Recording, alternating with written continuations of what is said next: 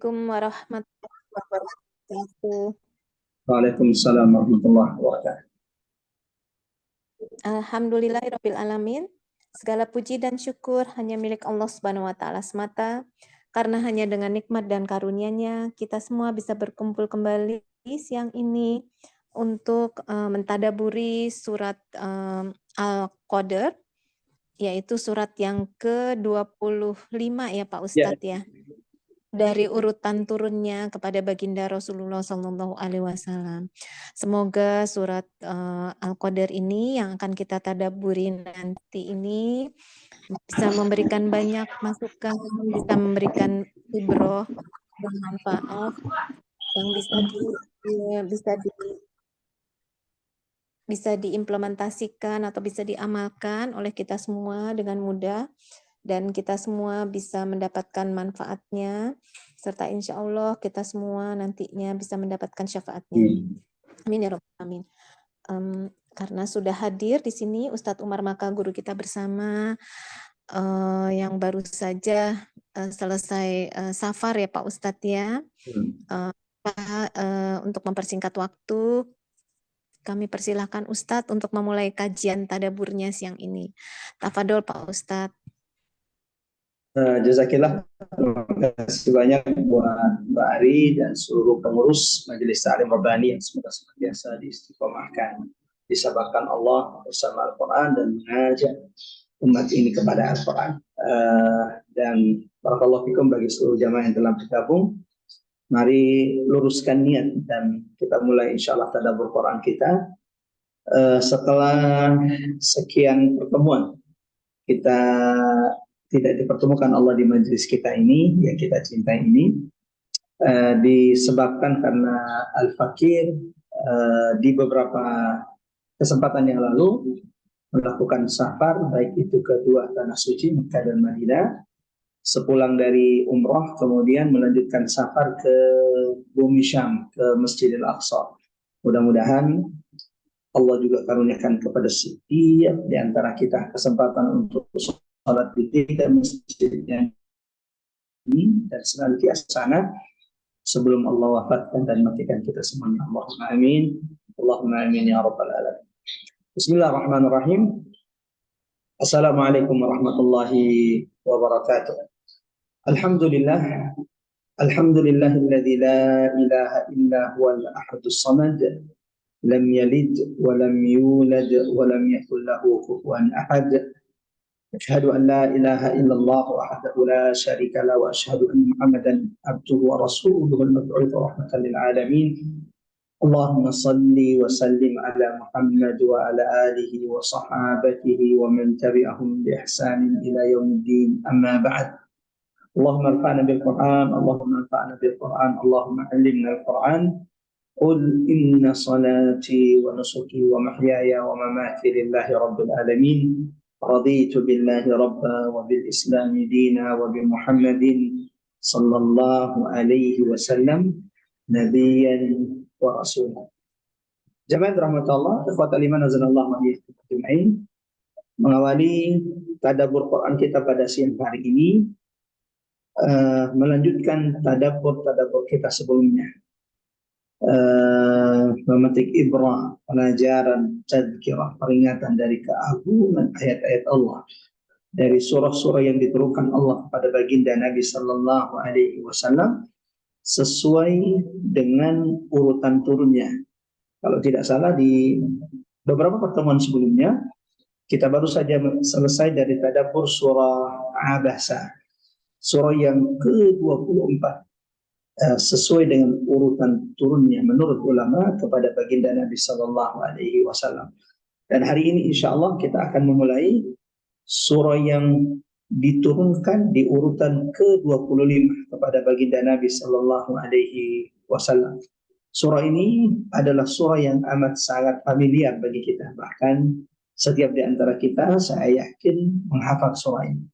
Surah ini senantiasa dibahas ketika bulan Ramadan, terkhusus kalau sudah masuk 10 terakhir dari bulan Ramadan, yaitu surah Al-Qadr, yang merupakan surah ke-25 diturunkan kepada Nabi Sallallahu Alaihi Wasallam setelah surah Abasa, Dan kalau kita perhatikan baik-baik, jemaah rahmat Allah, maka antara surah Abasa yang diturunkan di urutan ke-24, kemudian surah 2 Al-Qadr yang diturunkan setelahnya, yaitu surah ke-25, ini memiliki korelasi hubungan makna yang amat sangat kuat bagi siapapun yang memperhatikan dua surah ini. Adapun urutan surah Al-Qadr di dalam mushaf, maka surah Al-Qadr ini adalah surah yang ke-97. Di dalam urutan mushaf, surah Al-Qadr itu diletakkan setelah surah Al-Alaq. Iqra bismi rabbikal ladzi khalaq. Surah Al-Alaq yang merupakan surah yang pertama kali diturunkan kepada Nabi sallallahu alaihi wasallam di Gua Hira. Surah ini adalah surah yang ke-96, sementara Al-Qadr adalah surah yang ke-97.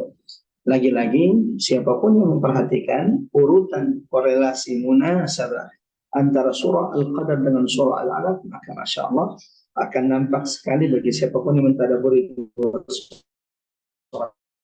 ini hubungan makna korelasi yang amat sangat kuat dari dua surah ini. Sebelum memulai tadabbur jemaah Allah, seperti biasa kita mari sama-sama mengagungkan asma Allah di majelis ini. Subhanallah walhamdulillah wala ilaha illallah Allahu akbar. Mudah-mudahan saat ini Allah turunkan rahmat keberkahan di tengah-tengah kita. Mudah-mudahan saat ini ada malaikat Allah yang beristighfar, berdoa bagi setiap di antara kita. Mudah-mudahan saat ini majelis perkumpulan pertemuan kita ini sedang ditinggi-tinggikan, sedang dibangga-banggakan Allah di hadapan perkumpulan, di hadapan majelis malaikat-malaikat Allah Subhanahu wa taala. Allahumma amin. Allahumma amin ya rabbal alamin. Sebelum kita mulai tadabbur, jemaah rahmat Allah, kita akan sama-sama insyaallah menyiapkan, mengkondisikan jiwa kita, melembutkan hati kita untuk mengambil ibrah, pelajaran, nasihat, peringatan, hidayah, petunjuk-petunjuk dari surah Al-Qadr ini, dengan sama-sama insyaallah kita membaca surah Al-Qadr. Silakan dibuka mushafnya. Jika mushafnya adalah cetakan Madinah, maka surah Al-Qadr ini terdapat di halaman 598. Surah Al-Qadr terdapat di halaman 598. Surah yang ke-97 dalam urutan mushaf. Sama-sama kita baca. Bagi yang jamaah yang mungkin kondisinya tidak memungkinkan untuk membaca Al-Quran karena dalam perjalanan, silakan didengarkan baik-baik. Mudah-mudahan setiap yang membaca, mendengarkan ayat-ayat Allah di surah Al-Qadr ini, Allah turunkan rahmat kepada setiap di antara kita. Allahumma amin. Silakan yang lain diperhatikan. Bagi yang pegang mushaf, silakan dibuka mushafnya. Tanpa harus mengaktifkan mikrofon, kita sama-sama baca. A'udzu billahi minasy syaithanir rajim. Bismillahirrahmanirrahim.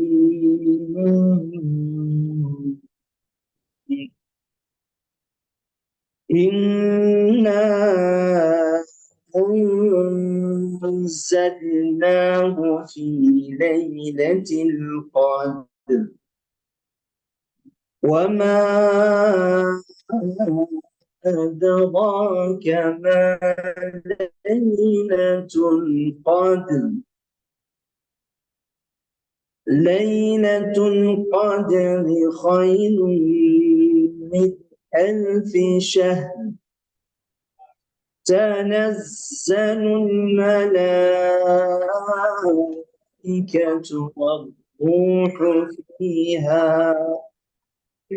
والروح فيها بإذن ربهم من كل أمر سلام هي حتى مطلع الفجر.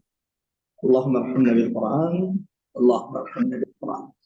Kami berikan kesempatan kepada pengurus Bani atau jamaah yang berkenan membacakan terjemahan dari surah Al-Qadr ayat 1 sampai dengan ayat ke-5. Tafadhol, silakan. Ya, saya bacakan terjemahannya Pak Ustadz. Silakan Bani. Dengan nama Allah yang Maha Pengasih lagi Maha Penyayang. Sesungguhnya kami telah menurunkan Al-Quran pada malam Qadar. Dan tahukah kamu apakah malam kemuliaan itu? Malam kemuliaan itu lebih baik daripada 1000 bulan.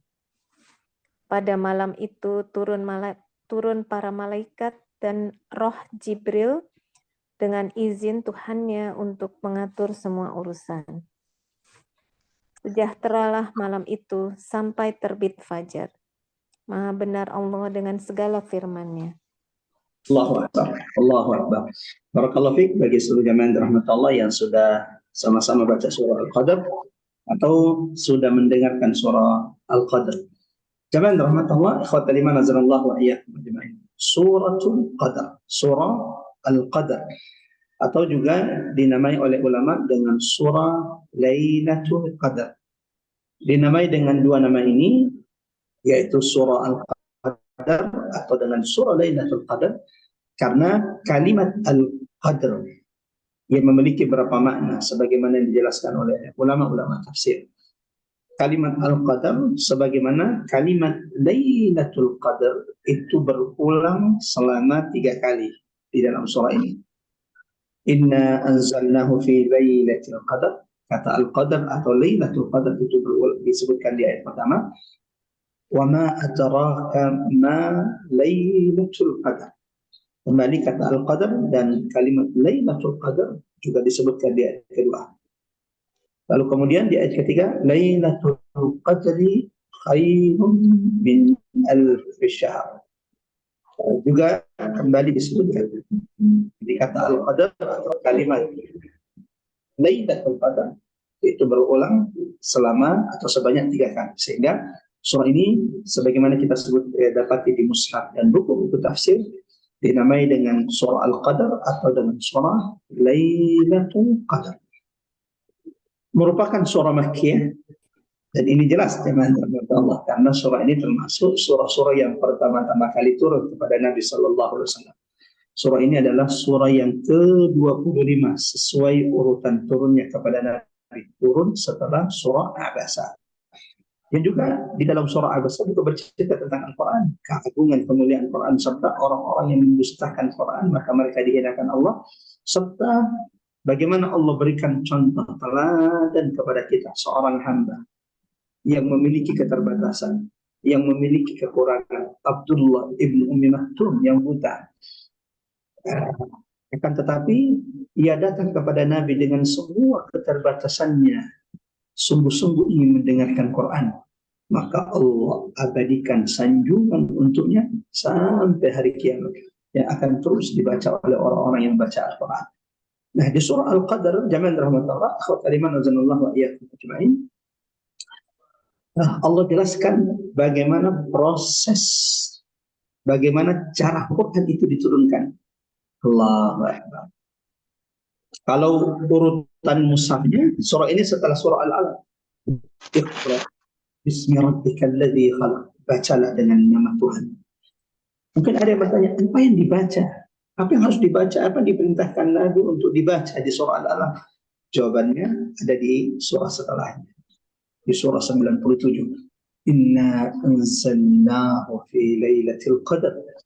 Bahwa yang diperintahkan Allah atau diperintahkan malaikat Jibril kepada Nabi untuk dibaca yaitu Al-Quran yang Allah turunkan kepada Nabi sallallahu alaihi wasallam. Surah setelahnya, surah 98 adalah surah Al-Bayyinah. Lam yakunil ladzina kafaru min ahli al-kitab wal musyrikin munfakkina hatta ta'tiyahumul bayyinah. Yang berarti bukti yang nyata. Apa itu bukti yang nyata? Bukti yang nyata salah satunya adalah Al-Quran yang Allah turunkan kepada Nabi sallallahu alaihi wasallam. Ini adalah bukti yang nyata kerasulan kenabian Muhammad sallallahu alaihi wasallam. Termasuk surah Makkiyah diturunkan Allah kepada baginda Nabi sallallahu alaihi wasallam melalui malaikat Jibril sebelum hijrahnya Nabi sallallahu alaihi wasallam. Karena ini definisi Makkiyah Madaniyah yang paling direkomendasikan atau dikuatkan dalam bahwa surah Makkiyah adalah setiap atau seluruh surah yang diturunkan Allah kepada Nabi melalui Jibril sebelum hijrah. Sementara surah Madaniyah baik diturunkan di Mekah atau di luar kota Mekah. Sementara surah Madaniyah adalah setiap surah yang diturunkan Allah kepada baginda Nabi sallallahu alaihi wasallam ba'dal hijrah, setelah hijrahnya Nabi, baik itu di Madinah atau di luar dari kota Madinah. Surah Al-Qadar, Jabal Rahmat Allah, terdiri dari 5 ayat dan juga termasuk dalam kategori surah mufassal. Saya sudah sering mengulang-ulangi di majelis kita ini bahwa dari 114 surah yang terdapat di dalam Quran yang diturunkan Allah kepada baginda Nabi Sallallahu Alaihi Wasallam, surah-surah di dalam Al-Quran itu dibagi oleh Nabi menjadi 4 bagian atau 4 kategori. At-Tiwan, 7 surah yang panjang di dalam Quran yang dimulai dari surah Al-Baqarah sampai surah ke-7. At-Tiwan yang kata Nabi kandungannya sama dengan Taurat yang diturunkan Allah kepada Musa alaihissalam. Yang kedua, Al-Mi'un, yaitu surah-surah dalam Al-Quran yang ayatnya di atas 100. Yang ini kata Nabi kandungannya seperti Zabur yang diturunkan Allah kepada Daud alaihissalam. Lalu ada kategori ketiga surah-surah dalam Al-Quran yang disebut dengan Al-Mathani. Al-Mathani, yang kata Nabi kandungannya seperti Injil yang Allah turunkan kepada Isa alaihissalam. Kategori keempat, surah-surah dalam Al-Quran yang sering kita dengar dengan istilah Al-Mufassal. Apa itu Al-Mufassal? Itu surah-surah yang menjadi ciri khas, yang menjadi keutamaan, karakteristik dari Al-Quran. Sebagaimana hadis Nabi SAW, wa fuddiltu bil mufassal, Allah memberikan keutamaan, kelebihan terhadapku ya, dari kitab yang diturunkan Allah kepada Nabi itu Al-Quran, dengan adanya surah Al-Mufassal di dalam Al-Quran. Allahu Akbar. Yang mana saja termasuk surah Al-Mufassal, di antara ulama menyebutkan bahwa surah yang termasuk kategori surah Al-Mufassal, ayatnya pendek-pendek, suratnya juga pendek, ayatnya pendek. Bahkan di antara surah Al-Mufassal itu ada yang ayatnya cuma 3 ayat, yaitu surah Al-Asr, Al-Kautsar, An-Nasr. Akan tetapi jamaah rahmat Allah, kandungannya amat sangat dalam bagi siapapun yang mentadabburi. Surah Al-Asr, kata Imam Syafi'i rahimahullah, Muhammad ibn Idris rahimahullah, Imam Syafi'i berkata seandainya Allah tidak menurunkan kepada umat Nabi Muhammad kecuali surah Al-Asr, maka itu sudah cukup menjadi panduan, pedoman bagi umat Nabi Muhammad sallallahu alaihi wasallam. Alhamdulillah surah Al-Asr juga sudah kita tadabburi di beberapa pertemuan sebelumnya, termasuk surah-surah yang pertama-tama juga diturunkan Allah kepada baginda Nabi sallallahu alaihi wasallam. Surah Al-Mufassal, kata ulama, itu dimulai dari surah Qaf. Qaf wal Qur'anil Majid. Mulai dari surah Qaf, Al-Quran Majid, sampai dengan surah An-Nas. Ini termasuk dalam kategori surah-surah Al-Mufassal. Termasuk surah Al-Qadar yang saat ini kita tadabburi. Inna anzalnahu fi lailatul qadar. Allahu Akbar.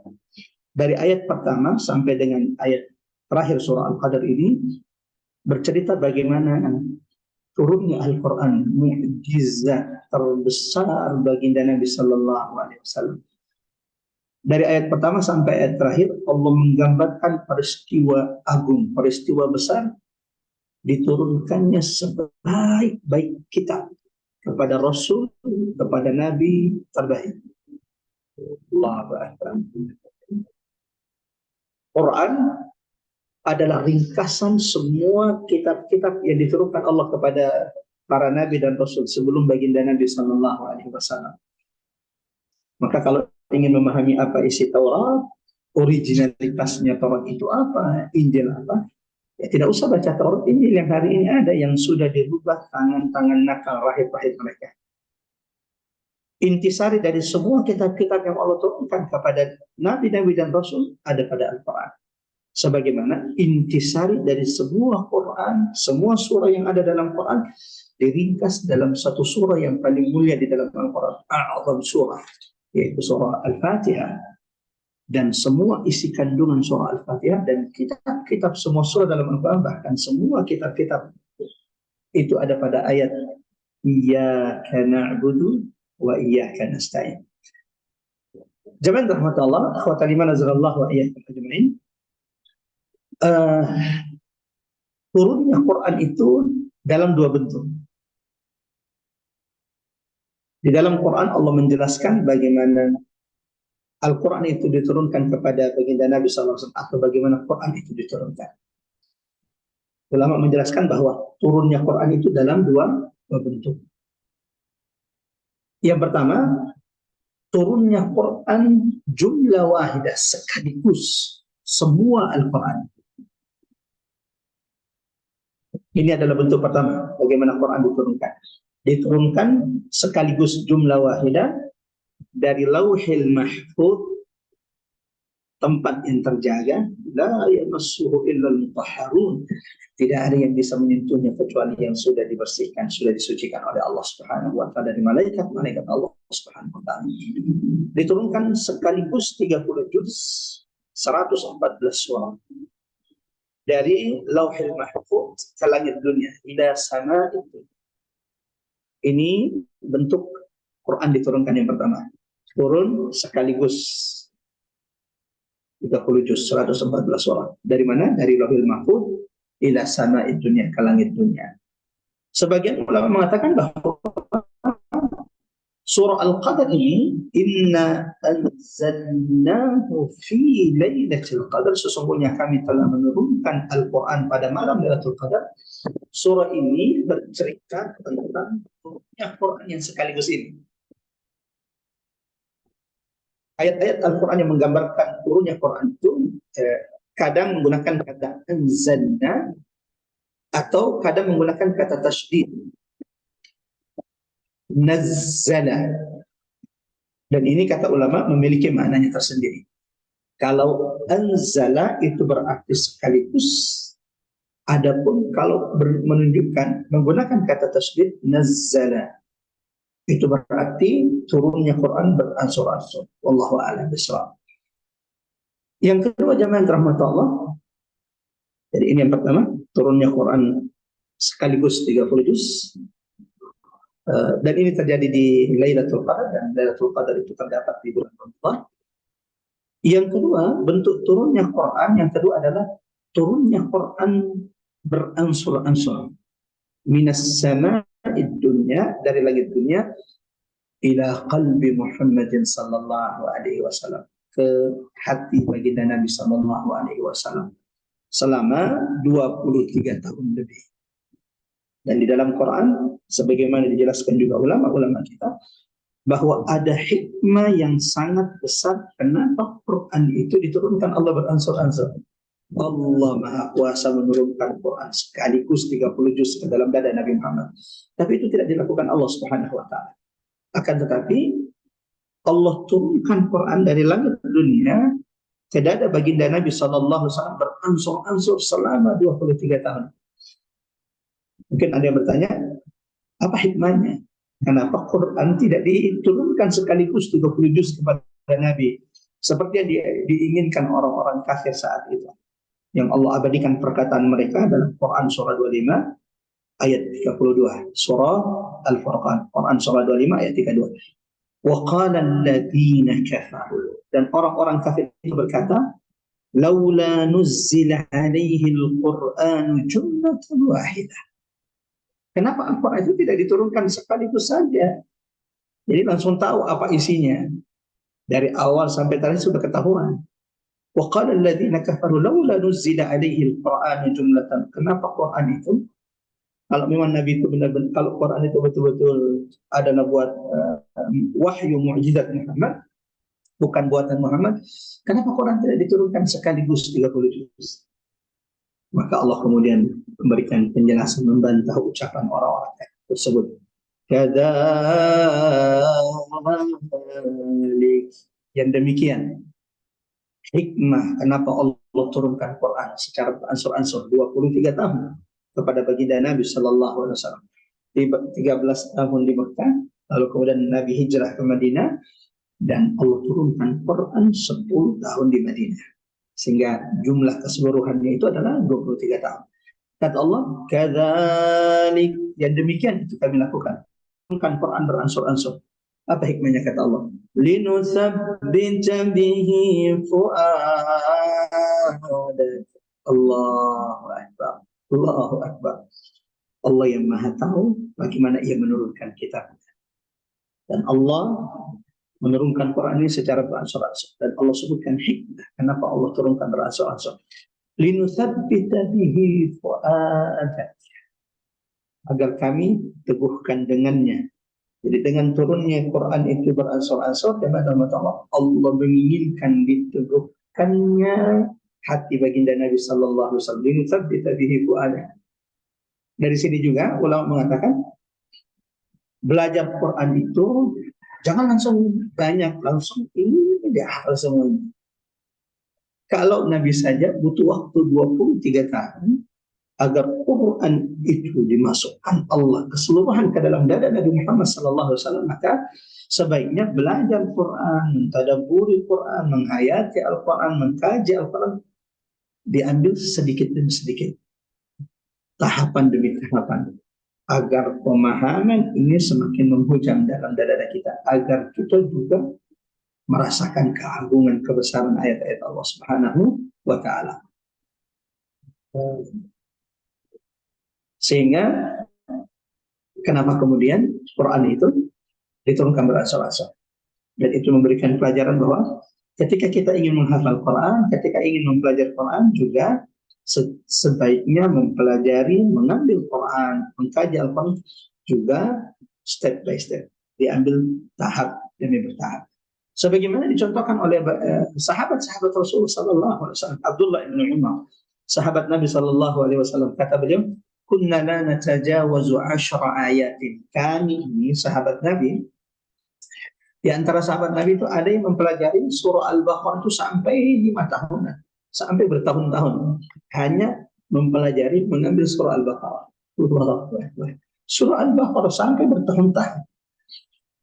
Tapi lihat dulu bagaimana cara sahabat itu mempelajari Al-Quran. Kata Abdullah bin Umar, "Kunna la natajawazu 10 ayatin." Kami ini kalau sudah belajar sama Nabi, tidak akan melewati 10 ayat. Jadi diambil 10-10. Kami tidak akan melewati 10 ayat yang kami pelajari dari Nabi sallallahu alaihi wasallam sampai kami sudah benar-benar membacanya. Kami sudah benar-benar memahami, menghafalnya. Kami sudah benar-benar memahaminya.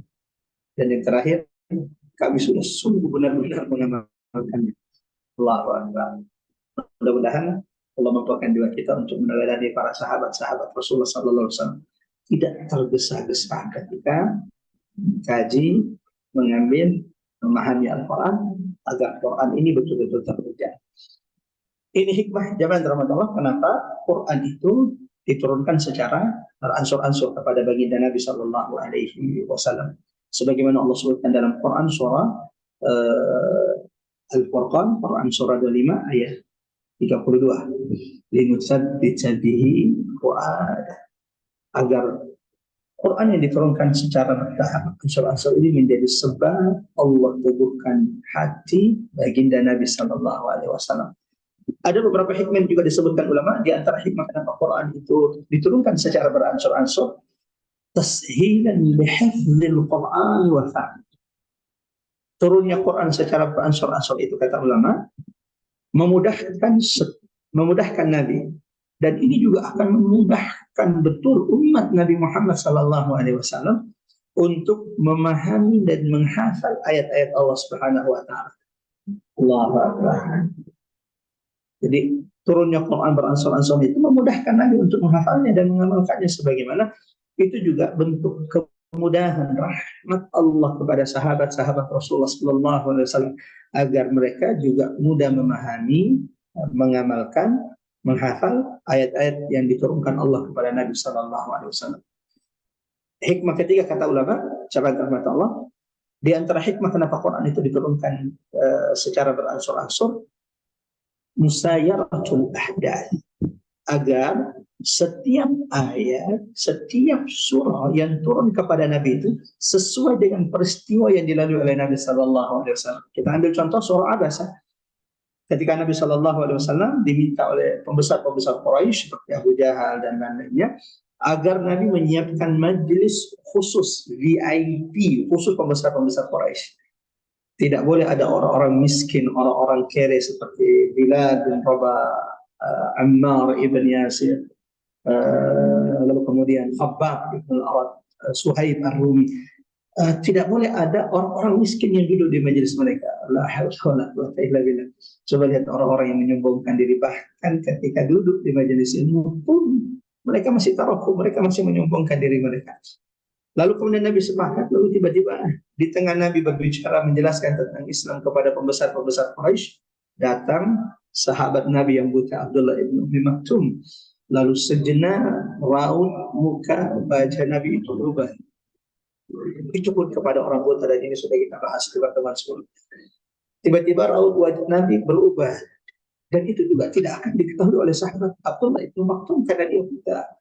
Tapi untuk satu peristiwa, dan Nabi tidak pernah berkemasan dalam hidupnya kecuali untuk satu kali ini. Tapi untuk satu kali ini Allah turunkan ayat langsung kepada Nabi. Abasa wa tawalla an ja'ahul a'ma wa ma yudrika la'allahu yazakka. Kita lanjut teman-teman. Inna anzalnahu fi lailatul qadar. Poin yang pertama mudah-mudahan sudah dicatat baik-baik bahwa Quran itu diturunkan dalam diturunkan sekaligus dari Lauhul Mahfuz ke langit dunia. Yang kedua, Quran itu kemudian diturunkan secara bertansur dari langit dunia ke dada baginda Nabi selama 23 tahun. Inna anzalnahu fi lailatul qadar. Sesungguhnya kami yang telah menurunkan Al-Quran pada malam Lailatul Qadar. Ada berapa pendapat ulama jamaah rahmatullah tentang maksud diturunkannya Quran pada malam Lailatul Qadar. Yang mana yang dimaksud di sini? Apakah yang dimaksud di ayat ini adalah turunnya Quran sekaligus seperti yang tadi sudah kita jelaskan? Dan ini yang dikuatkan oleh sahabat Nabi Abdullah ibn Abbas radhiyallahu anhu. Salah satu sahabat yang paling faqih, yang paling dalam amalnya terhadap Quran. Dan ini salah satu keberkahan doa baginda Nabi kepada sahabat ini. Yang tak lain juga merupakan sepupu Nabi. Karena bapaknya Abdullah ibn Abbas, Al-Abbas itu adalah paman Nabi, saudara saudaranya bapaknya Nabi Sallallahu Alaihi Wasallam, tapi beda ibu. Saudaranya Abdullah Al-Abbas. Abdullah ibn Abbas memilih bahwa menguatkan bahwa inna anzalnahu fi lailatul qadar. Yang dimaksud diturunkannya, sesungguhnya kami menurunkan Quran pada malam Lailatul Qadar. Yang dikuatkan oleh Abdullah bin Abbas, sahabat di antara sahabat Nabi yang paling faqih Al-Quran, menjadi rujukan para tabi'in ketika ingin menanyakan Quran atau ada sesuatu yang tidak mereka pahami dari Quran. Yang tadi saya katakan ini adalah keberkahan doa bagi Nabi Sallallahu Alaihi Wasallam, karena Nabi pernah mendoakan sahabat ini. Allahumma faqihu fid din, ya Allah ajarkan, fahamkan dia urusan agama. Wa allimhu kitab wa ta'wil, sebagaimana ajarkan kepada anak ini al-kitab wa ta'wil. Ada satu kisah sedikit tentang Abdullah bin Abbas sebelum kembali kepada ayat pertama. Abdullah bin Abbas suatu saat pernah duduk di samping kanan Nabi Sallallahu Alaihi Wasallam, yang kemudian Nabi saat itu meminum susu. Ada Abdullah bin Abbas di samping kanan beliau, kemudian di samping kirinya ada sahabat-sahabat Nabi yang jauh lebih tua. Ada yang mengatakan Abdurrahman bin Auf, wallahu a'lam bishawab. Yang pasti di sebelah kiri Nabi ini adalah sahabat Nabi yang jauh lebih tua dari sahabat Abdullah bin Abbas. Abdullah bin Abbas itu ketika baginda Nabi wafat, umurnya baru sekitar 13 tahun. Tapi ketika Nabi hendak memberikan setelah minum dan ada sisa Nabi Sallallahu Alaihi Wasallam, dan sahabat itu memperebutkan sisa Nabi Sallallahu Alaihi Wasallam. Di samping kanannya ada Abdullah bin Abbas yang masih muda, di samping kiri ada yang tua. Sementara sunnah kalau kita ingin berbagi, ada makanan, ada dan ini yang saya pelajari Masya Allah dari guru-guru kami, masyayikh kami ketika kami safar dengan mereka. Allahu Akbar, hal yang kadang yang kecil-kecil yang mungkin tidak kita perhatikan, ternyata Masya Allah ketika lagi makan, membagi makanan, atau kemudian ketika masuk, lalu kemudian salam kepada semua orang yang ada dalam ruangan, maka kami belajar dari guru-guru kami bagaimana memulakan dengan kanan. Jadi ketika ada banyak orang, maka kemudian kita ketika salam tidak mulai dari kiri, tapi mulai dari kanan. Nabi itu senang memulai setiap urusan perkaranya dari kanan, termasuk kalau ingin berbagi makanan, sebagian orang di sebelah kanan kita, sebelah kiri, maka yang didahulukan adalah sebelah kanan. Yang jadi masalah, di sebelah kanan Nabi itu ada sahabat Abdullah bin Abbas yang masih muda, di sebelah kiri ada yang tua. Nabi ingin mengamalkan sunnah, tapi menghormati yang lebih tua yang ada di sebelah kirinya. Maka Nabi berkata kepada Abdullah bin Abbas, "Ya Abdullah, wahai Ibnu Abbas, jika engkau izinkan, maka sisa ini aku berikan kepada yang lebih tua yang ada di sebelah kiriku." Namun Abdullah bin Abbas kemudian berkata, "Ya Rasulullah, kaifa utiru? Bagaimana mungkin aku membiarkan ada orang lain yang mendahuluiku untuk mengambil sisa ya Rasulullah?" Sehingga Abdullah bin Abbas memilih untuk meminum sisa Nabi Sallallahu Alaihi Wasallam, mengambil haknya karena dia ada di sebelah kanan Nabi Sallallahu Alaihi Wasallam. Kembali jamaah rahmatullah, inna anzalnahu fi lailatul qadar. Sesungguhnya kami yang telah menurunkan Quran pada malam Lailatul Qadar. Apa yang dimaksud? Yang mana yang dimaksud diturunkan Quran? Sesungguhnya kami yang telah menurunkan Quran pada malam Lailatul Qadar. Abdullah bin Abbas radhiyallahu anhu menguatkan bahwa yang dimaksud di ayat pertama ini, sesungguhnya kami Allah Subhanahu wa taala yang telah menurunkan Quran pada malam Lailatul Qadar. Yang dimaksud di sini di ayat pertama ini, kata Abdullah bin Abbas, adalah turunnya Quran, nuzulul Quran jumlatan wahidah. Turunnya Quran sekaligus seluruhnya, semuanya, dari langit, dari Lauhul Mahfuz ke langit dunia. Ahli bahasa mengatakan ini, ahli bahasa yang menguatkan Abdullah bin Abbas, karena di ayat ini menggunakan kata anzalnahu yang menunjukkan sekali turun. Ada ulama yang mengatakan yang dimaksud di ayat ini, inna anzalnahu fi lailatul qadar. Sesungguhnya kami yang telah menurunkan Quran pada malam Lailatul Qadar. Yang dimaksud di ayat di sini adalah turunnya Quran pertama kali dari langit dunia yang dibawa melalui malaikat Jibril kepada Nabi Sallallahu Alaihi Wasallam di Gua Hira. Allah. Jadi ada beberapa pendapat, teman. Ibnu Abbas menguatkan bahwa yang dimaksud di sini adalah turunnya Quran sekaligus. Yang kedua, jamaah rahmatullah, akhwati fillah wa iyyakum ajmain.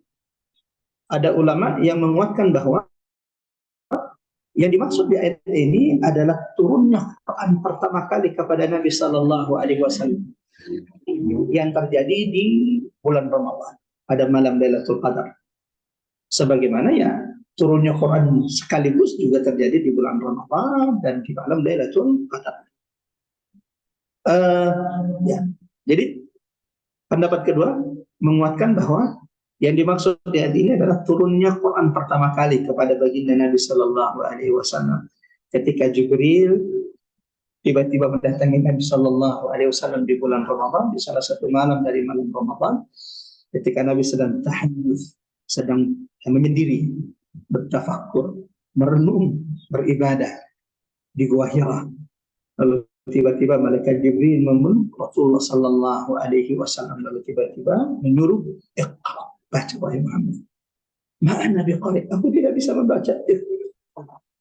Ma'ana biqari, aku tidak bisa membaca. Iqra bismi rabbikal ladzi khalaq, khalaqal insana min 'alaq. Ada pendapat ketiga, jamaah yang disebutkan oleh ulama-ulama tafsir kita, bahwa yang dimaksud di ayat pertama ini, inna anzalnahu fi lailatul qadar, bahwa Al-Quran itu diturunkan Allah kepada Nabi Sallallahu Alaihi Wasallam. Surah ini, Al-Quran itu diturunkan Allah kepada Nabi Sallallahu Alaihi Wasallam untuk menjelaskan keutamaan, kemuliaan dari malam Lailatul Qadar. Wa ma adraka ma Lailatul Qadar. Sebelum kita berbicara tentang Lailatul Qadar, teman Allah Subhanahu wa taala. Allah memulai ayat pertama ini dengan kalimat Inna, sesungguhnya kami. Yang kata ulama memberikan isyarat akan keagungan peristiwa diturunkannya Quran kepada Rasulullah Sallallahu Alaihi Wasallam. Ini bukan peristiwa biasa. Ini adalah peristiwa yang besar. Ini adalah peristiwa yang agung. Ini adalah peristiwa mulia. Bagaimana tidak? Yang menurunkannya adalah yang maha mulia. Yang diturunkan adalah kitab yang paling mulia. Yang membawanya adalah malaikat yang paling mulia. Ar-Ruhul Amin, Jibril alaihissalam. Diturunkan di malam yang paling mulia. Allahu Akbar. Kepada manusia yang paling mulia yang pernah ada di atas muka bumi ini. Jadi di antara faedah yang dijelaskan ulama-ulama kita, kalau menemukan ada ayat diawali dengan inna, penegasan dalam bentuk inna, sesungguhnya kami, itu menunjukkan bahwa setelahnya itu adalah perkara besar yang Allah ingin sampaikan, Allah ingin beritakan kepada umat Nabi Muhammad SAW. Sebagaimana di surah ini, inna anzalnahu, sesungguhnya kami, menunjukkan kata ulama akan peristiwa agung, peristiwa besar turunnya Al-Quran. Bahwa turunnya Quran ini adalah peristiwa yang amat sangat besar. Dan tidak ada yang melekat dengan Quran kecuali akan mendapatkan keberkahan, kemuliaan Al-Quran. Ini faedah lain yang kita bisa petik dari ayat pertama ini. Bahwa turunnya Quran itu adalah peristiwa agung. Bagaimana tidak, Quran itu diturunkan dari yang maha mulia, dibawa oleh malaikat yang paling mulia, di malam yang paling mulia, kepada manusia yang paling mulia. Itu Pak, satu lagi. Di tempat, di bumi yang paling mulia. Apa itu? Makkah al-Mukarramah, wat-tini waz-zaitun, wa turi sinin, wa hadzal baladil amin. Yang barang siapa yang kemudian salat beribadah di kota Makkah, khususnya di Masjidil Haram, kata Nabi Sallallahu Alaihi Wasallam, seperti salat 100.000 kali salat di masjid yang lain. Allahu Akbar. Mudah-mudahan jemaah yang terhormat Allah senantiasa mampukan kita untuk mengunjungi kota Makkah dan kota Madinah Al-Munawwarah, merasakan keagungan kebesaran Quran di sana, sebagaimana merasakan kecintaan kepada Nabi Sallallahu Alaihi Wasallam di kota Madinah Al-Munawwarah. Faedah kedua dari ayat ini, jemaah yang terhormat Allah, selain bahwa ayat ini menjelaskan tentang keagungan peristiwa turunnya Quran, faedah kedua bahwa tidak ada sesuatu yang melekat kepadanya Quran kecuali akan mendapatkan kemuliaan, keberkahan Al-Quran. Bulan yang paling mulia itu adalah bulan Ramadan, syahrul Ramadan alladzi unzila fihi al-Quran. Dan sebab kenapa Ramadan itu menjadi mulia dari 12 bulan yang Allah ciptakan, karena Allah memilih bulan Ramadan ini bulan diturunkan di dalam Al-Quran. Allahu Akbar. Dari semua malam yang diciptakan Allah, malam yang paling mulia itu adalah malam yang Allah pilih diturunkan di dalamnya Quran. Ya Rabb. Yaitu malam Lailatul Qadar. Inna anzalnahu fi lailatul qadar. Sesungguhnya kami yang menurunkan Quran pada malam Lailatul Qadar. Dua. Yang ketiga, jemaah yang dirahmati, dari semua belahan bumi, negeri yang paling mulia adalah negeri Makkah. Karena Allah memilih negeri ini diturunkan di dalamnya Al-Quran. Sebagaimana kuntum khaira ummah, sebaik umat yang pernah ada di atas muka bumi ini adalah umat yang Allah turunkan Quran kepada mereka, hudan, petunjuk, rahmat bagi mereka, cahaya bagi mereka, aku yang menghidupkan hati-hati mereka. Wa ma adraka ma lailatul qadar. Tahukah kalian atau tahukah kamu wahai Muhammad apa itu malam Lailatul Qadar? Wa ma adraka ma lailatul qadar. Sebelum berbicara tentang Lailatul Qadar, jemaah yang dirahmati Allah, ada satu faedah tadabbur yang dijelaskan oleh salah satu masyayikh, guru yang senantiasa kami ikuti tadabburnya, Syekh Muhammad Al-Khutairi. Di surah Al-Qadar ini Allah memberikan pelajaran penting bagi setiap umat Nabi Muhammad yang mentadabburi surah ini.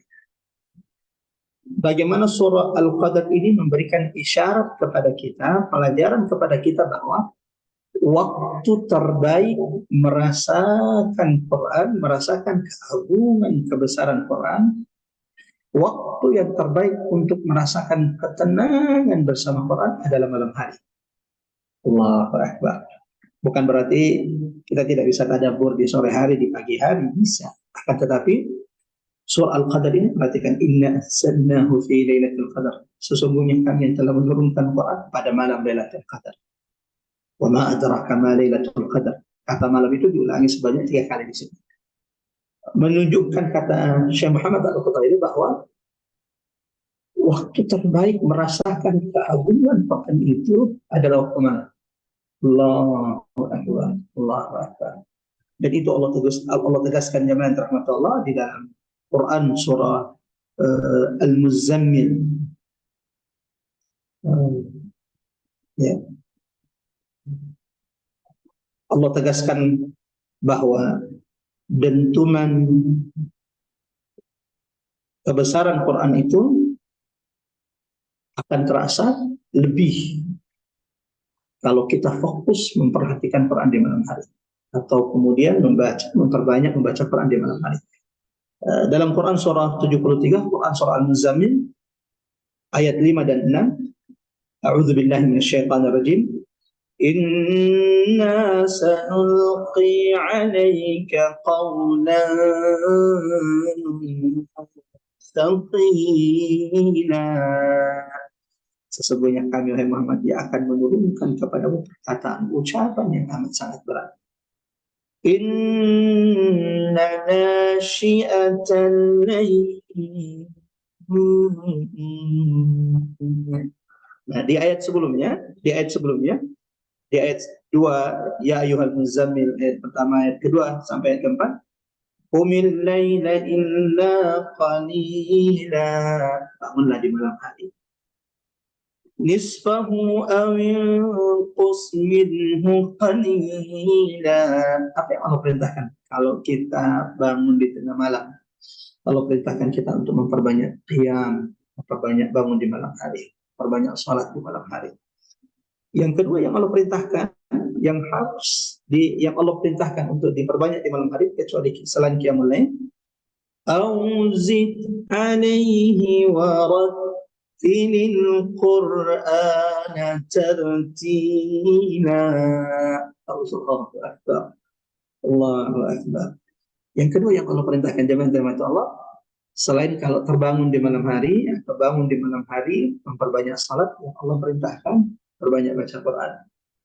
Allahu akbar. Saya kenal salah satu jamaah Masya Allah yang sudah seperti orang tua kami di Jakarta. Saya banyak mengambil faedah dari beliau. Bukan alumni pesantren, tidak pernah sekolah di pesantren, tapi saya tidak malu mengakui bahwa pemahaman beliau terhadap Quran, ya, itu lebih menyeluruh dibanding saya. Allahu akbar. Dan itu bentuk maha adilnya Allah. Kenapa? Walau beliau bukan alumni pesantren, Masya Allah, tapi setiap beliau waktu beliau untuk mengkaji, mentadaburi, mempelajari, mendalami Quran, yang beliau berikan adalah time, waktu terbaik untuk Al-Quran yang diinginkan Allah. Allahu Akbar. Kapan? Di tengah malam. Jadi beliau cinta kepada saya. Jam 2 beliau biasanya sudah bangun, tahajud, lalu mulai beliau kaji Quran dari satu ayat sambung ke ayat yang lain. Sehingga beliau Masya Allah bisa hafal ayatnya, nomor ayatnya, bisa menyebutkan nomor ayat, nomor surah, walau kadang beliau tidak hafal ayat, tapi beliau paham betul antara satu ayat ini terhubung dengan ayat yang lain. Dan bagi saya ini sesuatu yang amat sangat besar karunia Allah berikan kepada beliau.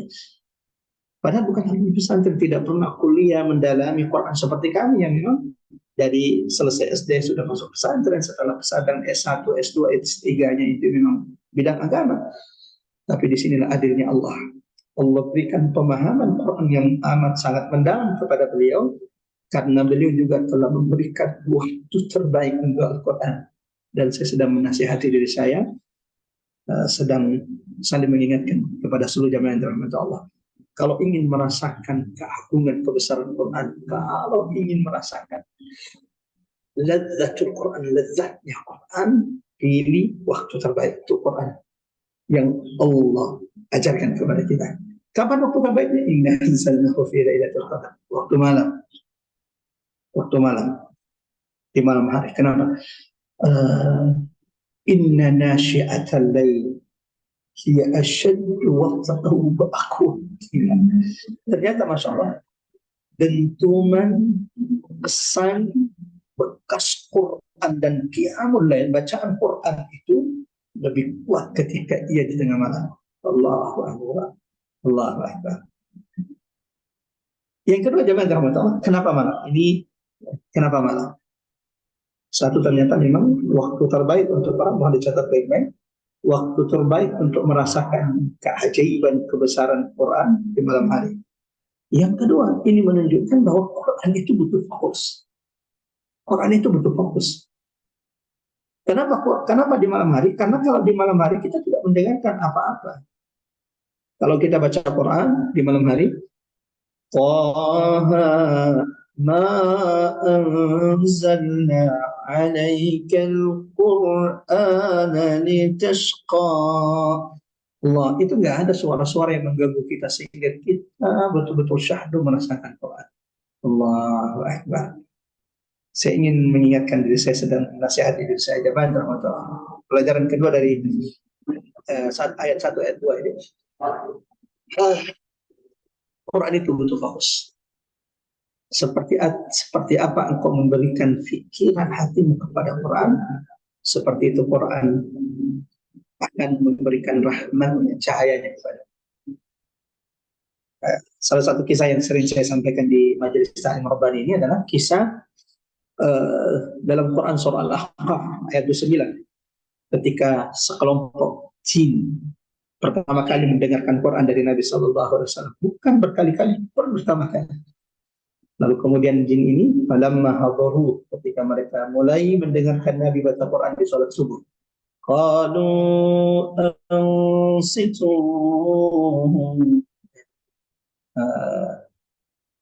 Allah kisahkan kepada kita semua.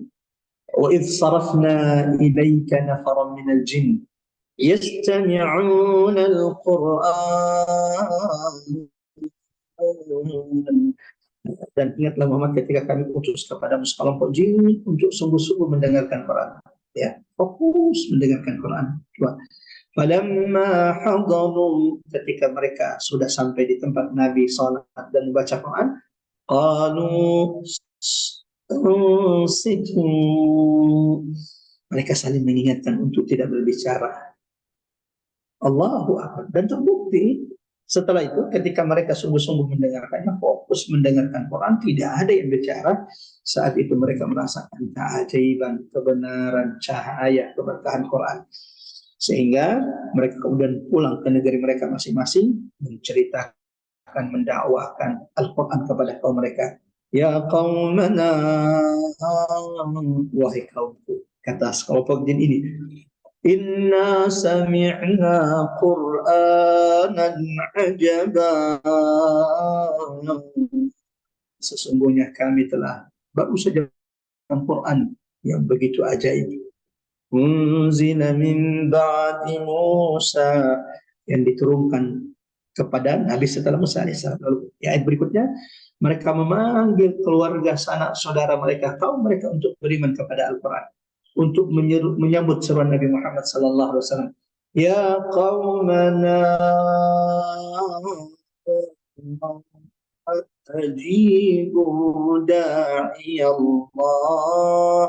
Wahai kaumku, Allahu Akbar, sambutlah seruan yang menyeru ke jalan Allah Subhanahu wa taala. Wa ma adraka ma lailatul qadar, lailatul qadri khairun min alf syahr. Apa itu lailatul qadar?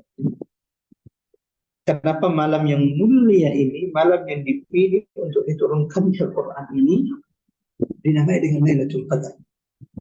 Lagi-lagi jamaah Allah, ulama kita juga menyebutkan beberapa pendapat. Limada summiyat hadhihi lailah Lailatul Qadar. Kenapa malam mulia ini yang dipilih oleh Allah itu dinamai dengan Lailatul Qadar. Dan Nabi Shallallahu Alaihi Wasallam dengan tegas memerintahkan sahabatnya, ini kami suha, cari, kejar malam Lailatul Qadar.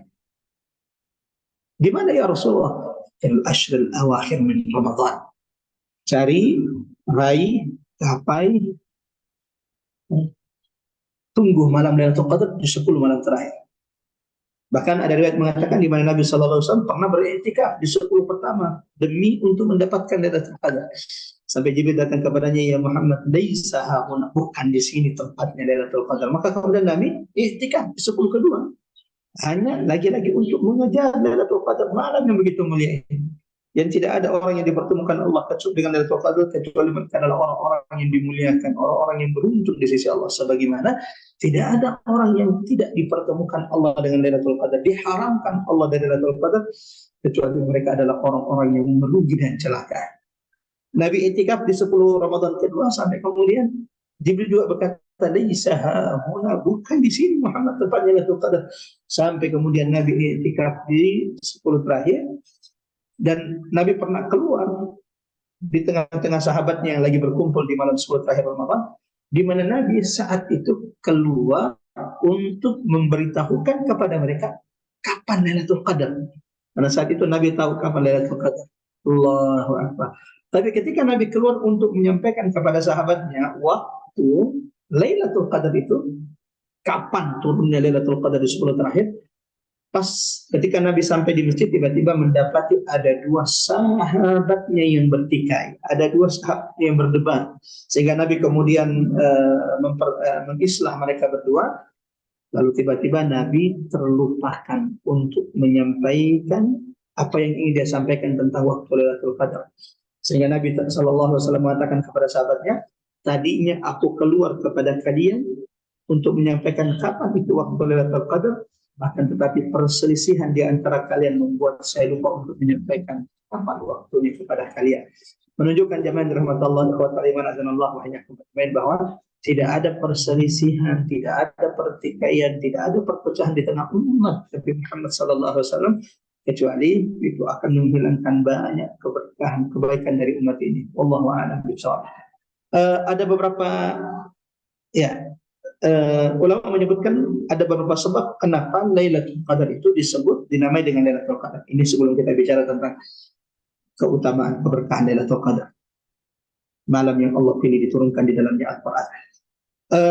Yang pertama kata ulama, dinamai dengan Lailatul Qadar karena diambil dari kata Al-Qadar yang berarti asyah, keutamaan, keagungan, kemuliaan. Karena malam ini dipenuhi dengan keutamaan dan kemuliaan sehingga disebut dengan Lailatul Qadar. Ini yang pertama. Lailatul Qadar itu berarti malam yang penuh dengan kemuliaan, malam yang penuh dengan keutamaan. Sebagaimana Allah tegaskan dalam Quran surah Ad-Dukhan ayat ketiga, Inna anzalnahu fi lailatul mubarakah. Sesungguhnya kami telah menurunkan Quran di malam mubarakah yang penuh dengan keberkahan. Yang kedua, jamaah rahmat Allah, dinamai dengan Lailatul Qadar. Dinamai, ini pendapat kedua ulama, dinamai kenapa malam ini disebut dengan Lailatul Qadar? Dinamai dengan Lailatul Qadar karena fiha tuqaddaru kullu syai'. Karena di malam ini takdir makhluk itu ditulis. Karena di malam Lailatul Qadar ini dinamai Lailatul Qadar karena di malam ini qadar yang juga bisa berarti takdir, ketetapan. Ketetapan makhluk itu dicatat di sisi Allah Subhanahu wa taala. Allahu Akbar. Dari sini ulama mengatakan bahwa takdir itu ada 3. Takdir al-azali, takdir yang pertama. Takdir ketetapan yang pertama kali ditulis ketika Allah menciptakan pena, lalu Allah menyuruh pena itu mencatat semua takdir dari awal sampai terakhir. Ini disebut dengan apa? Takdir al-azali, takdir yang pertama, yang terdahulu. Yang kedua, ada takdir yang seumur hidup. Seumur hidup. Yang mana yang dimaksud dengan takdir seumur hidup? yaitu takdir, ketetapan-ketetapan yang dicatat ketika bayi itu berumur 4 bulan di dalam perut ibunya. Lalu ditiupkan ruh dan dicatat baginya 4 hal: rezeki, ajal, amal, bahagia atau celaka. Yang ketiga, jamaah rahmat Allah, ada takdir sanawi, ada takdir tahunan. Nah, ini yang kemudian terjadi di setiap malam Lailatul Qadar. Allahu Akbar. Maka Nabi itu menunjukkan kita memperbanyak doa, memperbanyak ibadah, memperbanyak munajat kepada Allah, memperbanyak bacaan Quran, agar di malam itu Allah catatkan takdir terbaik bagi setiap di antara kita. Dan ini Allah tegaskan jamaah Ramadan dalam Quran surah Ad-Dukhan ayat 3 sampai 5, inna anzalnahu fi lailatin mubarakah, sesungguhnya kami telah menurunkan Quran di malam yang penuh keberkahan, inna kunna munzirin fiha yufraqu kullu amrin hakim, di dalamnya Allah Subhanahu wa taala menetapkan setiap perkara-perkara dengan bijaksana. Allahu Akbar. Jadi sebab kedua kenapa malam ini disebut dengan malam Lailatul Qadar. Yang ketiga, jemaah rahmatullah akhwat imanatullah wa iyyakum ajmain, dinamai dengan Lailatul Qadar diambil dari kata al-qadar yang berarti abdil atau sempit. Wa ma adraka ma Lailatul Qadar.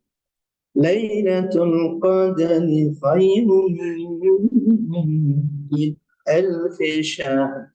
Dinamai dengan Lailatul Qadar, ikhwatal iman azanullah wa iyyakum ajmain, jamaah rahmatullah Allah, diambil dari kata al-qadar yang berarti sempit. Kenapa sempit?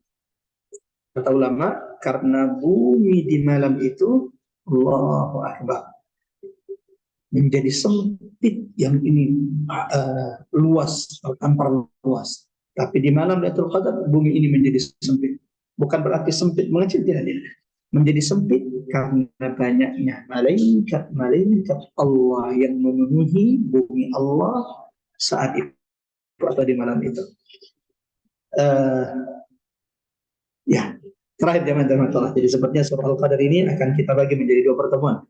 Selanjutnya insya Allah kita akan lanjutkan ayat keempat, 5 atau 3, 4, 5 di pertemuan selanjutnya tentang keagungan kemuliaan dari Lailatul Qadar. Terakhir jemaah rahmat Allah, wa ma adraka ma Lailatul Qadar. Di dalam Quran kata tahukah kamu dan apakah kamu tahu, wa ma adraka, itu disebutkan dalam 2 bentuk. Dalam bentuk kata ini juga pernah kita bahas ketika mentadaburi surah Abasa. Apakah kamu tahu? Kadang disebutkan dalam bentuk kata lampau, wa ma adraka, seperti di surah Al-Qadar ini, inna anzalnahu fi lailatul qadar wa ma adraka ma lailatul qadar, atau seperti dalam Quran surah Al-Haqqah, al-haqqatu mal haqqah wa ma adraka mal haqqah, atau seperti dalam surah Al-Qari'ah, al-qari'atu mal qari'ah wa ma adraka mal qari'ah. Ini semuanya dalam bentuk kata kerja lampau. Wa ma adraka, apakah engkau tahu? Yang kedua jemaah rahmat Allah, apakah kamu tahu, itu disebutkan dalam bentuk kata kerja mudhari', sekarang atau akan datang. Seperti dalam surah Abasa yang kita tadabburi di pertemuan sebelumnya. Wa ma yudaddika la'allahu yazzakka. Allah. Apa bedanya? Kata ulama, bedanya adalah kalau pertanyaan istifham, wa ma adraka, apakah engkau tahu, disebutkan dalam kata kerja lampau, itu menunjukkan bahwa yang ditanyakan Allah kepada baginda Nabi sallallahu alaihi wasallam adalah sesuatu yang Nabi sudah punya ilmu tentangnya. Jadi yang ditanyakan Allah itu, wa ma adraka, tahukah engkau, adalah sesuatu yang Nabi itu sudah punya ilmu tentangnya. Turunnya surah ini hanya menyempurnakan ilmu, pengetahuan, maklumat Nabi tentang hal tersebut. Contoh, Lailatul Qadar ini bukan ayat pertama yang turun tentang Lailatul Qadar. Maksudnya bukan satu-satunya ayat yang turun menjelaskan Lailatul Qadar. Dalam Quran surah Ad-Dukhan Allah jelaskan juga tentang Lailatul Qadar, inna anzalnahu fi lailatin mubarakah inna kunna munzirin. Sebagaimana ketika Allah menanyakan tentang hari kiamat dalam surah Al-Zalzalah, wa ma adraka mal qari'ah, tidakkah engkau tahu apa itu hari kiamat? Al-Qari'ah. Bukan berarti bahwa Nabi tidak punya ilmu tentang hari kiamat. Nabi sudah punya ilmu tentang hari kiamat, tetapi turunnya surah Al-Qariyah, wa ma adraka mal Qariyah, menyempurnakan ilmu pengetahuan Nabi tentang hari kiamat. Sebagaimana di ayat ini, wa ma adraka ma lailatul qadar. Tahukah kau Muhammad apa itu Lailatul Qadar? Bukan berarti Nabi tidak tahu tentang Lailatul Qadar. Nabi sudah punya ilmu tentang Lailatul Qadar, tetapi turunnya surah Al-Qadar ini menyempurnakan pengetahuan Nabi tentang keagungan, keutamaan, kedahsyatan malam Lailatul Qadar. Sementara kalau apakah engkau tahu itu menggunakan kata fi'il, kata kerja sekarang dan akan datang seperti dalam surah Al-Baqarah, wa ma yudrika, tahukah engkau? Itu menunjukkan bahwa yang ditanyakan Allah adalah sesuatu yang Nabi belum punya ilmu tentangnya. Itu perbedaannya. Allahu Akbar. Dan itu menunjukkan keajaiban, kedahsyatan mukjizat Al-Quran. Kitabun anzalnahu, kitabun fussilat ayatuhu, thumma kitabun uhkimat ayatuhu, thumma fussilat min ladun hakim khabir. Quran yang ayat-ayatnya pemilihan katanya terbaik dari sisi Allah yang maha bijaksana lagi maha mengetahui setiap hal-hal yang terbaik. Wallahu a'lam bishawab. Dan insya Allah kita lanjutkan ada bersurah Al-Qadar. Mohon maaf, kita akan jadikan 2 pertemuan insya Allah. Kita lanjutkan di pertemuan berikutnya, masih melanjutkan tentang keutamaan dari Lailatul Qadar. Hari ini di antara faedah ibrah yang kita petik bahwa salah satu peristiwa besar yang Allah abadikan dalam Quran adalah peristiwa punya Al-Quran pada malam Lailatul Qadar. Bagaimana tidak, yang diturunkan adalah sebaik-baik kita, dibawa oleh malaikat terbaik, di malam yang terbaik, di hari di malam yang terbaik, di tempat yang terbaik, di bumi Allah yang terbaik, kepada umat yang terbaik, dan kepada Nabi, Imamul Anbiya'i wa Rasul. Sebagaimana Masya Allah di antara faedah yang sudah kita petik dengan rahmat Allah, akhwata liman azanallahu wa iyyakum ajmain, siapapun yang ingin merasakan keagungan, keajaiban, kedahsyatan, kebesaran Quran, dentuman bekas-bekas bacaan Quran yang lebih menghujam dalam dirinya, maka pilihlah waktu terbaik, prime time terbaik untuk Quran. Kapan itu? Di waktu malam hari. Inna anzalnahu fi lailatul qadar, sebagaimana juga Allah tegaskan dalam Quran surah Al-Muzammil, inna nasyi'atal laili hiya asyaddu wat'aw wa aqwa mukila. Mudah-mudahan ini bermanfaat karena saat ini kami sedang di Makassar, dan Makassar 1 jam lebih dulu dan sudah siap-siap untuk sholat asar. Sebelum kita buka sesi tanya jawab, kita tutup dulu dari sini jamaah yang dirahmati Allah. Sama-sama kita baca surah Al-Asr. Saya mengharap meminta kepada seluruh jamaah untuk aktifkan mikrofonnya dan sama-sama kita berwasiat menyampaikan pesan-pesan kita kepada setiap di antara kita dengan membaca surah Al-Asr. Sebagaimana sahabat Nabi kalau bertemu tidak akan berpisah sampai satu sama lainnya saling berwasiat dengan membacakan surah Al-Asr. A'udzu billahi minasyaitonir rajim. Bismillahirrahmanirrahim. Wal 'asr. Wal asr.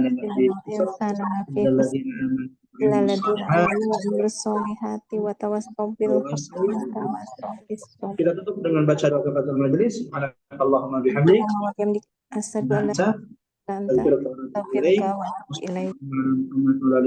Wassalamualaikum warahmatullahi wabarakatuh.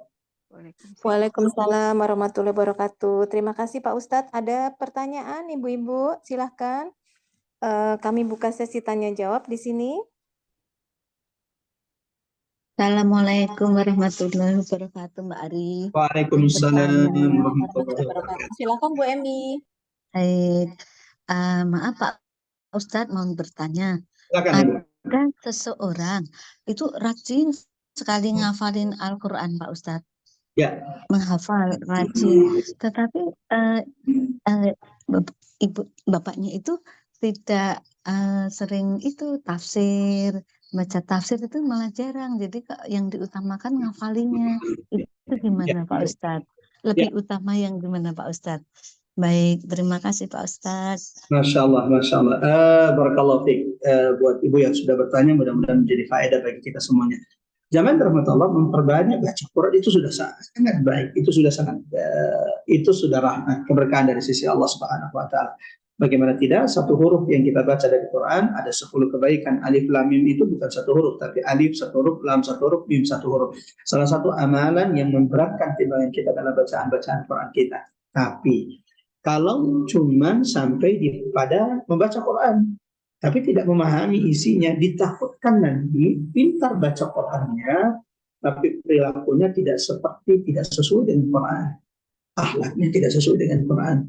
Ini yang Allah ingatkan kita. Jangan sampai kita itu mengikuti perilaku Bani Israel. Bani Israel itu dicela oleh Allah. Kenapa? Mereka itu baca kita. Bukan berarti Bani Israel itu sesat karena tidak baca kita. Mereka baca kita. Mereka baca kita. Tapi kata Allah dalam surah Al-Jumu'ah, kamatsalil himari yahmilu asfara. Mereka itu seperti keledai yang membawa setumpuk kitab. Jadi mereka hafal kita, mereka baca kita seperti keledai yang membawa setumpuk kitab. Tapi keledai yang membawa setumpuk kitab itu tidak tahu isi kitab itu apa di dalamnya. Sehingga perilakunya, perbuatannya tidak seperti petunjuk-petunjuk. Itu yang ditakutkan jamaah rahmat Allah. Jadi Masya Allah, kalau dia sudah baca Quran, maka ini sudah tahapan yang sangat bagus, maka dilanjutkan di tahapan berikutnya. Jangan cukup sampai di sini. Karena orang yang sudah baca Quran itu seperti orang yang sudah punya segudang emas, tapi tinggal butuh kuncinya. Nah, kuncinya ini apa? Jamaah rahmat Allah, dia punya ilmu, dia punya pemahaman yang benar, bagaimana menggunakan emas tersebut supaya bermanfaat di sisi Allah Subhanahu wa Ta'ala. Kalau dia sudah baca Quran, setidaknya dia sudah merasakan keagungan, ketenangan Al-Quran. Seperti orang yang berenang di permukaan air, di permukaan laut. Dia sudah merasakan keindahan, dia sudah merasakan kesegaran air laut. Tapi keajaiban-keajaiban di bawah laut, pemandangan-pemandangan indah yang menakjubkan di bawah laut, itu akan dia dapatkan, dia rasakan kalau dia berani menyelam. Dia butuh tadabbur, dia butuh memahami Quran supaya bertambah keajaiban, kebesaran, keagungan pemilihan Quran yang dia rasakan. Seperti itu kira-kira penjelasannya. Gimana Bu Emi? Sudah bisa menjawab pertanyaan Bu Baik, Emi? terima kasih Ustaz. Waalaikumsalam. Iya. Menyambung pertanyaan Bu Emi tadi Pak, mumpung masih ada kaitannya. Waktu itu Pak Ustadz pernah menjelaskan kalau tingkatan surga yang akan nantinya kita tempati itu tergantung dari kualitas bacaan kita ya. Jadi pada saat nanti kita di akhirat itu kita diminta oleh malaikat untuk membaca bagaimana kita membaca Quran di dunia. Nah, pada saat membaca itu kan kita nggak pegang Quran ya Pak. Jadi apakah bacaan pada saat itu hanya surat-surat yang kita hafal atau seperti apa Pak Ustadz? Mohon penjelasan. Terima kasih. Iya, Masya Allah, Masya Allah. Jemaah rahmat Allah Subhanahu Wa Taala. Hadis sahih di mana Nabi Shallallahu Alaihi Wasallam menjelaskan bahwa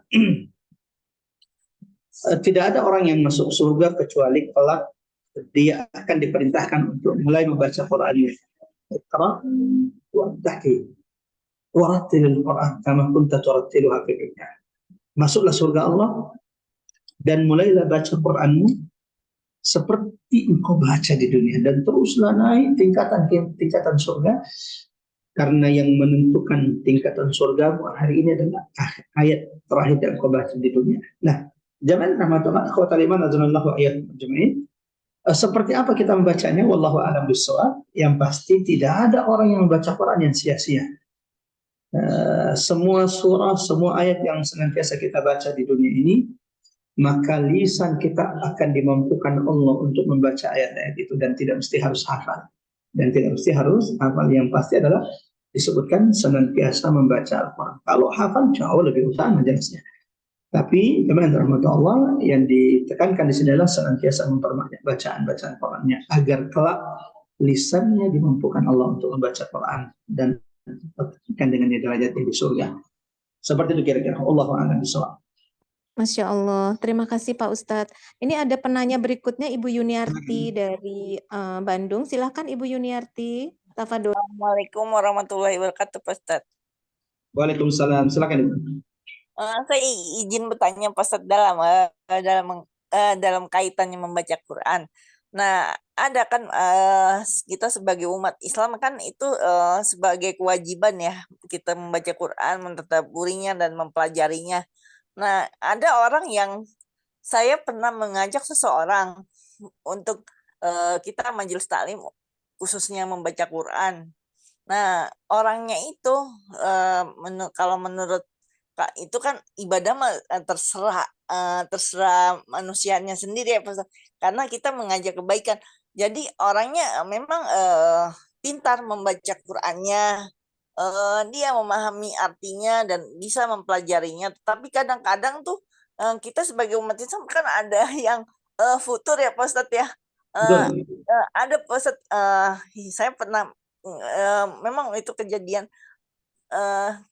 benar-benar ya. Jadi orangnya kalau membaca Quran hanya bulan Ramadan Pak Ustadz. Jadi kalau selesai Ramadan dia menyimpan Qurannya di lemari sampai berdebu. Itu memang ada Pak Ustadz kejadian gitu. Kebetulan teman saya sendiri. Saya kan pernah menasihatinya kalau orang Islam tidak ada saya mengatakan tidak ada untuk memberhentikan baca Quran karena Al-Quran itu kan rahmat Allah. Nah, kita kan nggak tahu ya umur kita sampai di mana, kapan meninggalnya. Nah, itu kan akan ditanyakan oleh malaikat bacaan Quran kita, hafalan kita. Bahkan kalau kita hafiz, kita bisa memberikan mahkota kepada orang tua. Nah, kalau ada orang seperti itu, bagaimana Pak Ustadz? Kalau Ya, Masya Allah. Kewajiban kita, sebagaimana itu adalah tugas Nabi SAW, hanya menyampaikan. Fadzakir innama anta mudzakir. Tugas saya, tugas kita tidak memaksakan hidayah, tidak memaksakan orang harus baca Quran. Tugas kita hanya menyampaikan, memberi peringatan dengan cara yang pas, yang bijak, yang hikmah. Jadi bisa saja kemudian ada orang menolak kebenaran itu karena cara orang yang menyampaikan kebenaran itu yang tidak hikmah. Jadi kalau kita melihat ada teman seperti itu, maka tugas kita adalah mengingatkan dengan cara yang lembut, cara yang baik. Kalau kita tidak bisa dengan bahasa kita langsung, mungkin dengan cara kita mengirimkan makalah tentang bagaimana indahnya bersama Quran dan tidak berlepas dan tidak meninggalkan Quran. Atau ada ceramah yang kira-kira membuat kita tersentuh, yang itu kita kirimkan kepada dia. Kalau kita berani dan kira-kira kita sudah timbang-timbang, insya Allah ini orangnya bisa untuk menerima, ya kita sampaikan dengan lembut, dengan cara yang baik, bahwa lebih bagus itu kalau kita tuh selain hafal Quran, selain kita bisa hafal Quran, paham Quran dengan baik, tapi kita juga tidak pernah meninggalkan untuk memperbanyak bacaan Quran. Dengan dalil contohnya bahwa setiap huruf itu akan menjadi pemberat dengan amal kebaikan kita, bahwa Quran itu akan melembutkan hati kita, Quran itu akan membersihkan hati yang berkah dan kebaikan-kebaikan seterusnya. Seperti itu kira-kira. Wallahu a'lam bishawab. Bari saat ini sudah atas jawabannya. Assalamualaikum warahmatullahi wabarakatuh. Waalaikumsalam warahmatullahi wabarakatuh. Silakan Bari, saat ini sudah azan di daerah Bone. Ya, baik Pak Ustadz. Kalau gitu kita tutup aja dengan doa. Kebetulan ini ada yang menitipkan doa, Ibu Widarti. Ya, Ibu Widarti, salah satu jamaah Majelis Taklim Robani, baru saja operasi. Mohon didoakan supaya operasinya segera pulih dan penyakitnya disembuhkan secara total, tidak kambuh lagi atau tidak meninggalkan rasa sakit, Pak Ustadz. Amin, amin ya Rabb. Ya, jamaah rahmatullah, sama-sama kita berdoa. Mudah-mudahan insya Allah doa kita dijawab oleh Allah, dan siapapun yang sakit di antara kita, Allah segerakan kesembuhan insya Allah. Ya, kita mulai dengan istighfar ya kali. Astagfirullahaladzim, astagfirullahaladzim, astagfirullahaladzim, alladzi la ilaha illa huwal hayyul qayyum wa atubu ilaih. Allahumma ya Rahman ya Rahim, Allahumma la tada' fi maqamina hadha dhanban illa ghafarta, wa la hamman wa la ghamman illa farajta, wa la maridan illa shafaita, wa la dhalan illa hadaita, wa la hajata min hawaij dunya illa yassartaha ya Arhamar Rahimin. Allahumma ya Allah, ya Arhamar Rahimin, wahai Tuhan kami, jangan biarkan kami bubar meninggalkan majelis ini, kecuali siapapun di antara kami jamaah majelis taklim Rabbani yang saat ini sedang sakit, yang saat ini ya Allah Engkau uji dengan penyakit. Ya Rahman Rahim, kami menutup pintu kasih-Mu. Ya Allah, kami menutup pintu rahmat-Mu. Anugerahkan, turunkan kesembuhan kepada mereka ya Allah. Karuniakan kesembuhan kepada mereka ya Allah. Segerakan kesembuhan kepada mereka ya Allah. Kesembuhan yang tidak meninggalkan rasa sakit pada diri mereka. Allahumma ya arhamar rahimin, inna nas'aluka bi asma'ikal husna wa sifatikal ula an taj'al al-Qur'an azima rafi'a qulubina wa nur sudurina wa jala' ahzanina wa humumina wa ghumumina ya arhamar rahimin. Allahumma ya arhamar rahimin. اللهم اجعل القرآن لنا نورا، اللهم اجعل القرآن لنا شفاء، اللهم اجعل القرآن لنا حجة ولا تجعل القرآن علينا حجة. اللهم إنا نسألك يا أرحم الراحمين، اللهم إنا نسألك يا مجيب المضطر إذا دعاه، اللهم ارزقنا تلاوة القرآن آناء الليل وأطراف النهار. ربنا لا تزغ قلوبنا بعد إذ هديتنا وهب لنا من لدنك رحمة إنك أنت الوهاب. ربنا اغفر لنا ولوالدينا وارحمنا كما ربونا صغارا. ربنا آتنا في الدنيا حسنة وفي الآخرة حسنة وقنا عذاب النار. وصلى الله على Muhammad wa ala Muhammad walhamdulillahirabbil alamin. Semoga Allah ijabah setiap doa-doa kita dan sampai bertemu insyaallah di Abu pekan berikutnya. Assalamualaikum warahmatullahi wabarakatuh. Waalaikumsalam warahmatullahi wabarakatuh. Terima kasih Pak Ustadz. Makasih Bu-ibu, Bapak-bapak semuanya yang sudah ikut menyimak kajian ini dari awal sampai akhir. Mudah-mudahan bisa mengambil manfaat. Kalau Ustaz, mohon maaf lahir batin kalau ada kekurangan. Sampai bertemu di kajian Rabu minggu yang akan datang. Wabillahi taufik wal hidayah. Wassalamualaikum warahmatullahi wabarakatuh. Waalaikumsalam warahmatullahi wabarakatuh. Terima kasih Semuanya. Terima kasih Bu Marli. Makasih Bu Ari. Ayo. Mbak Weni. Iya, izin live ya. Iya, Ya, makasih. monggo. Terima kasih semuanya. Assalamualaikum warahmatullahi wabarakatuh. Waalaikumsalam warahmatullahi wabarakatuh.